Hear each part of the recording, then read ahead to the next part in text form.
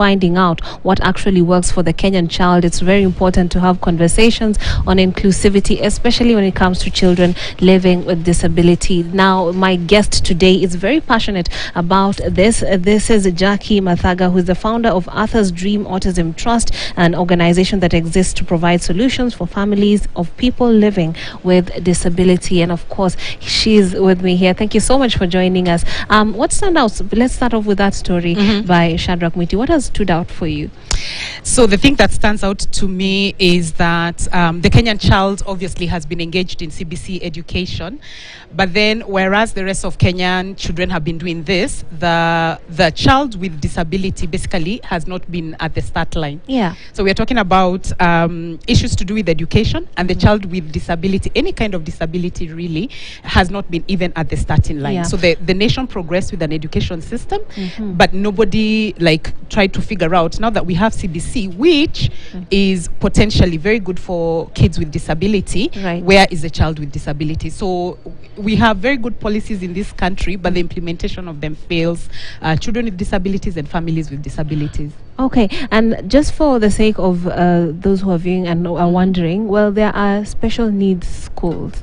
Why are we having to inculcate them into the regular program? Why can't we just have them be maintained in institutions that cater to their needs? Speak to us about why there is need to also cater. Okay, so in a family setting, in a typical family setting, let me just start with a mom who's pregnant right now or has had a child right now. There's no mother who ever says that, oh Lord, give me a child with a disability. So disability happens without the parent ever planning for it. It's not in the plan. Some disabilities you can tell in utero, but a lot of them happen after birth. Right. So you have a child typically developing, like in the case of autism, and then at 18 months, suddenly your child now has a disability. So for this particular parent, for this particular family, are they to then decide that you children go there, you're one type of child, and the typical children are another type of child? If we're to get rid of stigma in our society, and if we are to normalize, for want of another word, normalize disability, we have to have these children learning side by side with their peers, because there's no family that as long as we continue to say kids with disability are the other children, they go to a special place. What is special? It's actually not special. In fact, there's no special world after school. So and the term special is really confusing because it sort of like sets up this child as if they are something extraordinary. And yet, in a lot of families in Kenya now, you will not miss a child with a disability. The rate of autism is increasing. We have so many children with cerebral palsy and Down syndrome. We have children struggling with dyslexia and ADHD. Do we then take them to a special corner somewhere and then expect that after they've been in their special corner, a different corner, they can then integrate into the typical world and start working with people who they did not grow side to side with? There's also the aspect of a lot of missed opportunities and a lot of missed talents that those with disability have. And so when we say special, kids with disability have been relegated to industries that no longer even bring in an income. So you had a story, I think, just before, of older women who are knitting. Then you have children with disability who go to special school, and all they spend their time doing is knitting and making mats. Really, when did you last buy a mat that's knitted? When did you last buy a sweater that somebody has hand knitted? Yes. And so we don't invest in giving them the skills that they need for our today world. For example, in the tech world and all that. Yes. And so we end up disabling them more, because remember, disability is when something is a barrier. Right. So if I could not walk and this table was in my way, then this table is what is disabling me. It's not getting to here, because somebody who cannot walk can be a crutch user, a wheelchair user. Somebody who cannot see can use braille and can be a white cane user. Somebody who cannot speak is autistic, can use AAC devices to communicate. How many times do we say, hey Google or hey Siri, and those gadgets talk back to us? So autistic kids who are non-speaking are given the right access to gadgets and the software for communication, are able to feed back to their teachers that they're understanding at par. with their peers. So we need them side by side. Absolutely. And to reach that kind of understanding so that you can actually handle the child and realize that it's not about what they can and cannot do, but it's just how you bring it out of them, their ability. I do understand that there needs to be a bit of training, you know, for you to handle their talent because they're differently abled. So speak to us about that need, because even as we talk about CBC, there was talk about training so that teachers can handle that. So what about handling children with disabilities? So you realize that we have universities like Maseno University and Kenyatta University that have been rolling out special needs teachers, special education need teachers forever. Okay. But these teachers are in schools teaching geography and Kiswahili and maths, because the fallacy is that we do not have kids in schools. But the problem is that schools have not made inclusion possible. If you talk to a primary school that's nearest your home and you say, can I bring my child who has a disability here? The headmaster would probably tell you, I'm willing, but the infrastructure is lacking. And when we talk about infrastructure, we mean just even the class setting and the comfortability of the teachers and the students and the entire community to understand that this child is a child like everybody else who has a right to education and therefore needs to be given access. So we have, like I said, nice documents. We've put them on shelves and we've said, yay, CBC is good for special education needs, which I agree, because they use audiovisual.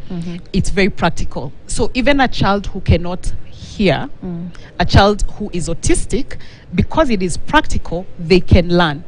So it is a good system of education, imparting good skills, but those who should benefit most so that they're at par with their peers are lacking in schools.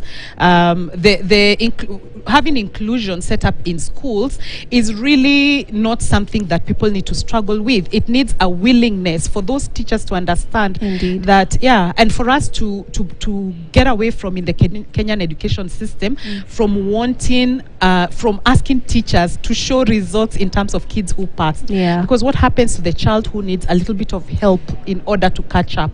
If the teacher is always constantly being asked that we're checking how the pass mark, the pass rate of your class as a measure of performance, then that means that teacher is likely to ignore the child who is slower, who needs more time and attention, who needs hands on hands, like place my hand on your hand so that I can show you how to mold the clay or how to make the egg. The child who needs a little bit of time will be ignored by the teacher because the teacher needs to then prove that they're doing their work by the performance and the pass rate of the classes. And those who, in some schools, there's even a reward for attaining a certain mark, you know. Now let's talk about, you've talked about training for teachers. What about parents, you know? Having the child doesn't automatically equip you with the skills that you need to ensure you bring out the best out of them. So immediately a parent gets a child and their disability is recognized. So even before they know what disability is, you enter the university. Like you're ushered right immediately to PhD level. Do not go to primary school. Do not do your basic high school. Don't do your first degree. Just go straight to PhD level, because there's an understanding that's needed. This child is different in a family setting and parents struggle. So some of the work that we do at ADAT is we have, I think, the largest parent network that we call Through the Roof. And what we do at Through the Roof is we do parent-to-parent conversations. So in the lack of government services, or where we want to know what the government is doing, it takes one parent to tell another parent, like, oh, hey, this is how I managed my toilet training for my child, and now my child has managed. So we talk to each other as parents about what we are learning. If a parent has access to therapy, then they are able to tell the other parent, I went to my therapist, my child was struggling with sitting down or attention, and this is what my therapist advised, because these services are not there and they are far in between. Absolutely. And as you look at, we've already had a taste of CBC, right? And there's talk about looking into it and see what's working and what's not. So now that it's not cast in stone, what would you like to see change, and what do you like to see inculcated to ensure that it's wholesome? So we're in a situation where everybody else has tasted the mandazi on the table, but we never got the invite to come in and eat the mandazi. So we're talking about an education system that parents are saying needs to be changed, right, which on paper is very good for our kids, but then we never got an opportunity to even come and taste because a large percentage of children who have a disability are not in school. Oftentimes, even when it's reported in the news, the public rushes to report a mother who has locked their child in the room, not realizing that she has nowhere to take that child. The safest place for her is in the house, and she has to go and earn a living. So it's more desperation than cruelty. Yes. So she's not intentionally abusive, and so instead of helping her, that mother is jailed. Instead of the community offering a solution, the mother is jailed. So we're talking about an education system that is very good for our kids. It's practical. It's visually for autistic kids. They can do things practically. They can begin IT skills and go and work for whoever, because the thing with disability is not that you're not processing. It's that you're different in your processing speed, or you're faster than typical kids in your processing speed.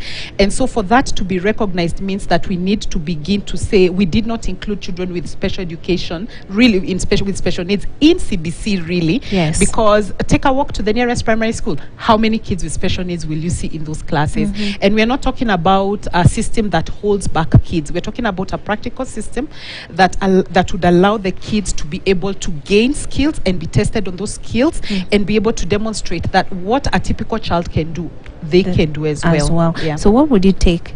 So what it would take would be, number one, for the Ministry of Education to just please get out of your desks. Don't give us policies and you do not send people to go and see whether they have been implemented. It would take the Ministry of Education to actually then, because they're the ones who are in charge of schools, to say that they're putting in place the infrastructure in schools to support. And the infrastructure, what I mean is, parents of kids with disability have been paying fees in private schools to not necessarily receive the education that their kids need. So now that we are saying that CBC education is available in public schools, when will we allow parents with special needs to take advantage of and get the benefit of free education in Kenya, because they never have? So Ministry of Education needs to up their game. KISE, whom I love, need to up their game. We only have one KISE in Nairobi. Why? So if teachers in Kisumu need to be trained, they have to come to Nairobi. So why is it that KISE is not providing that training at county level? So why are there no other KISEs at county level? What it would also take would be the acceptance of everybody that these kids have a right to being in school, and also the supports that they need. We want to stop even things like therapy, occupational therapy, speech therapy being provided in a hospital setting, because disability is not sickness. So we want support from the Ministry of Education to bring these services into schools, so that if a child is in need of occupational therapy, that is seen as part of their learning, so that they can be able to then achieve what other children are achieving. Okay, thank you very much. That is Jackie Mathaga, who of course very passionate about including the needs of children living with disabilities into the regular education programs that